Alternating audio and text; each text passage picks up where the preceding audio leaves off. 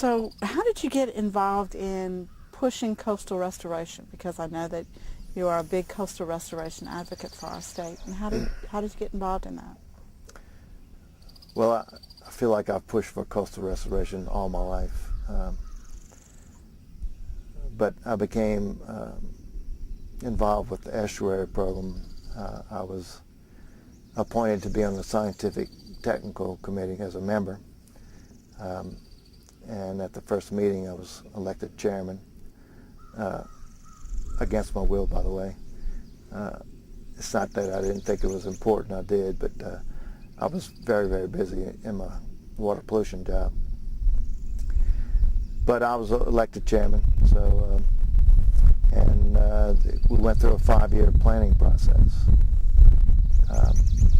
And the first 5 years of the program were driven by science.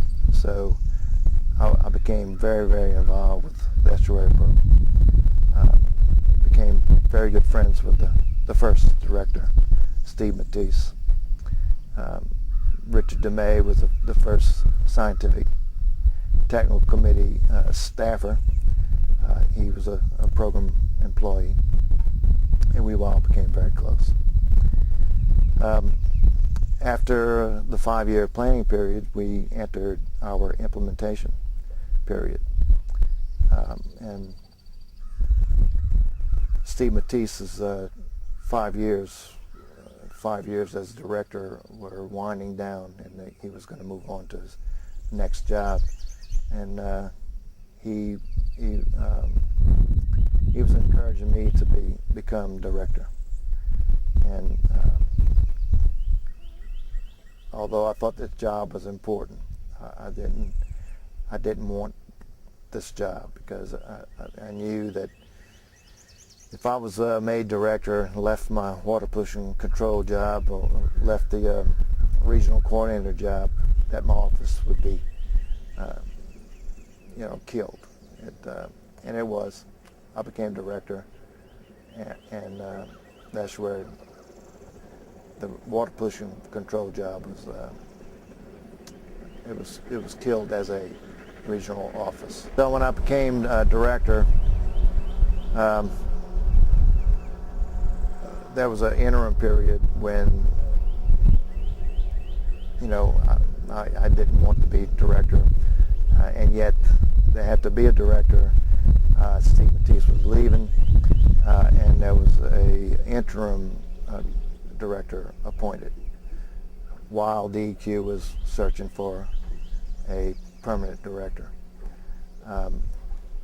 And that director ended up being Karen Gotro, who worked for the governor's office at the time. I worked for Governor Mike Foster. And working for the governor, she was very busy, of course, and she couldn't come down here to be in the main office of the estuary program. So anyway, the program pretty much died. There were people leaving the staff. But by the time, a year and a half later, I was appointed director, there was one person left. And so I came into an office that was populated with one staffer. And so we had to, rebuild the office, and it's pretty strong now, I'll have to say. And we got a very, very good staff. We've got a staff of 10. And we're extremely busy all the time. That's for sure. You, at the Barataria-Terrebonne National Estuary Program, spend a lot of time representing the people. Maybe people who don't necessarily get their voice heard in restoration. For one reason or another, they have trouble getting their voice heard. How do you feel about representing that audience? I think it's my mission. It's my job. It's what I do. I mean, these people need to be represented. These are people that are going to be affected by different restoration techniques. And these restoration techniques have to be done in accordance with some level of agreement. Um, there's 1,000 different ways to restore coastal wetlands. You have to pick the ways, the methods that are compatible with the uses, compatible with the way people are using the estuary. Like I said, it's all about the people. This is not a place that can be restored, in the absence of people. We can't all move to Kansas and in 10,000 years after it's restored, move back. There would be no reason to restore it without the people. It's not a place that people travel to, like, some foreign land or some pristine environment where no one lives. There's people living here now, and we use the system as it is now, not as it was created. It was created over 7,000 years from the water from the Mississippi River and the sediments from the Mississippi River. Things have changed. Those sediments aren't in a water column anymore. We no longer have the sediments suspended in a water column. The sediments aren't on the bottom, but they're not in a water column. So we cannot rely on massive quantities of fresh water to restore us. It won't restore us in the time we need it.